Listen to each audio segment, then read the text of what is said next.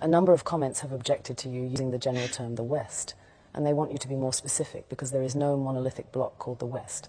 It is an unfair generalization, they say. You know, it's strange, if you think about it. It's strange that you don't want me to call you the West. You don't want everyone to be lumped together under that term. It's not my term, it's your term.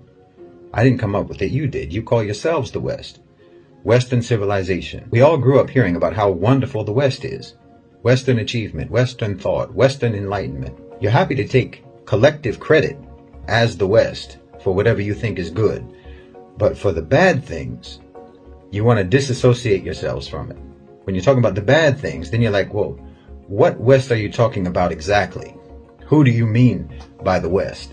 The way you people tell the story, people like Douglas Murray or Jordan Peterson or Sam Harris or Richard Dawkins or Hitchens, Christopher Hitchens, all these types, you would think that every European on the continent participated in painting the Sistine Chapel. Everyone painting in shifts. All of you collectively invented penicillin, from the telephone to airplanes, from the cotton gin to the microchip. You all did that as one gigantic team effort. We, the West, abolished slavery. We, the West, gave women the right to vote. We, the West, developed modern technology. You like being called the West then, but just bring up just one of your innumerable atrocities, and then everyone starts looking around. Who, me? Oh, you must have me mistaken for some other person, some other West. Shaggy. It wasn't me. My forefathers didn't own slaves. My forefathers didn't slaughter the Native Americans. My forefathers were just poor, innocent peasants. I have nothing to do with it. Innocent as can be. You want to take collective credit, but you want to individualize blame. But you'll say that Isaac Newton, for example, is a product of the West. Michelangelo was a product of the West. Mozart was a product of the West. Leonardo da Vinci, Thomas Edison, Steve Jobs, they're all products of the West. But somehow your villains are all bastards. Illegitimate children that you don't want to claim. No. Hitler was your child. King Leopold was your child. Harry Truman was your child. A man who killed more people in a matter of seconds than anyone in the history of the human race. And not to mention every American president after Truman. From the Korean War to Vietnam to the dirty wars in Central and South America to Panama, the first and second wars in Iraq, Somalia, Afghanistan, Libya, Syria, and before Truman. I don't think that the United States has had a single decade in its history when it wasn't slaughtering some people somewhere in the world. These are all products of Western civilization too. But anytime these crimes get brought up, you deny collective responsibility. I mean, if I try to list all of your crimes, I can't even remember them all. But if I try to list just the ones that I can remember, your battery will die before I can even properly get started. I saw a video the other day of Amr Suleiman. And he was asked by some lady, some woman, who asked him, why don't Muslims condemn acts of terror by Muslim criminals? And he was trying to be patient, his style. He was trying to be kind. He was smiling, a very forced smile. And he said, no, Muslims always condemn these things. But why don't you condemn when one of your people murders Muslims in a mosque? And of course he has a point, but also, of course they don't. Of course you don't condemn those things. You've got statues of Winston Churchill, who starved millions of Bengalis and who used poison gas on the Kurds. You not only don't condemn your terrorists, you not only don't try them for war crimes as they should be tried, you re-elect them into office. Not just elect them, re-elect them. And you deny any responsibility for their atrocities. No, if you want to be called the West, when it comes to any positive achievements, then you have to accept being called the West for all the full catalog of inhuman, vicious, genocide, murder, rape, torture, bigotry, exploitation, oppression, assassinations, coups and subjugation, evil and brutality, all that your people have ever committed. That's why I always say Western civilization is a sarcastic term, because you never civilized. And, we made cool stuff is not a defense. Your approach to morality is, let's not and say we did. Let's not be moral, but say we are.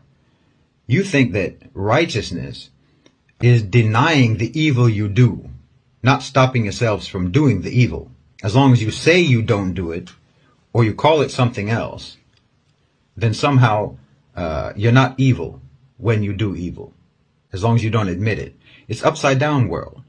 Every day is backwards day in the West. Bad is good, wrong is right. It's no surprise that you think that a person should be called whatever pronoun they self-identify as, because that's what you've always believed. That's what you've always done. You self-identify as virtuous, as moral, as righteous, freedom-loving, tolerant people, even though you have never been that, and no one in the world sees you as that, but still you insist that that's what we call you. You insist that we deal with you as if that's what you are. You've always believed that the whole world should participate in your self-delusion. So of course you came up with this idea that a man should be called a woman and treated as a woman if he believes that that's what he is, or a woman a man. This isn't new with you. It's always been the way you believed. It's always been the way you functioned in the world. That you believed that you had the right to defy objective reality, and that your own victims had no right to define you. No matter what, you insist on your own blamelessness.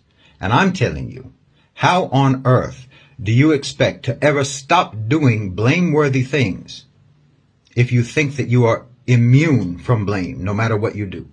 Yes, okay, your forefathers were probably poor peasants. I agree with you. They didn't participate in the crimes of the West. They didn't participate in colonization or imperialism. But then they also have no reason to take pride in the achievements of the West either, and neither do you. They were victims of the West in their own way, and so are you. If you want to disassociate yourself from the crimes, then disassociate yourself from the achievements, and realize that you and your forefathers and your ancestors were all abandoned and betrayed and duped by propaganda about Western civilization. No one ever cared about your development or your forefathers' development. No one ever cared about your welfare or your forefathers' welfare. No one ever cared about your upliftment or theirs. No one ever cared about your life. Not yours, not your forefathers, not your ancestors. And the West doesn't care about you now. But here you are defending it, like you have no self-esteem, like you have no pride. You and I both know the West doesn't care if you starve to death. They don't care if you get kicked out of your home and live on the streets. If you spend the rest of your life drowning in debt, they don't care. If you fry your brains on drugs, they don't care. And if you decide that life is too hard, they'll help you kill yourself. That's the West. And that's what the West thinks of you. The West didn't raise you right, because you don't matter to the West. They don't care if you have knowledge. They don't care if you have an education. They'll pass you on up to the next grade, whether or not you can read or write, because you don't matter. Every day of your life, your civilization, all around you, is shouting at you in a million different voices that you don't matter. You're just a replaceable cog in the machine. Everyone in the West is regarded as disposable by the West, and still you defend it as the pinnacle of human refinement. You need to break that spell, because you're living in a trance of propaganda that's all designed to keep you oblivious to your own humiliation. But then you'll get mad at me for trying to tell you to break that spell, to break that trance. You'll get mad at me because I'm trying to tell you that you need to stop being humiliated. You need to stop aligning yourself with the ones who are humiliating you. You need to stop aligning yourself with the ones that were humiliating your forefathers and that are humiliating you now. And you're going to get mad at me.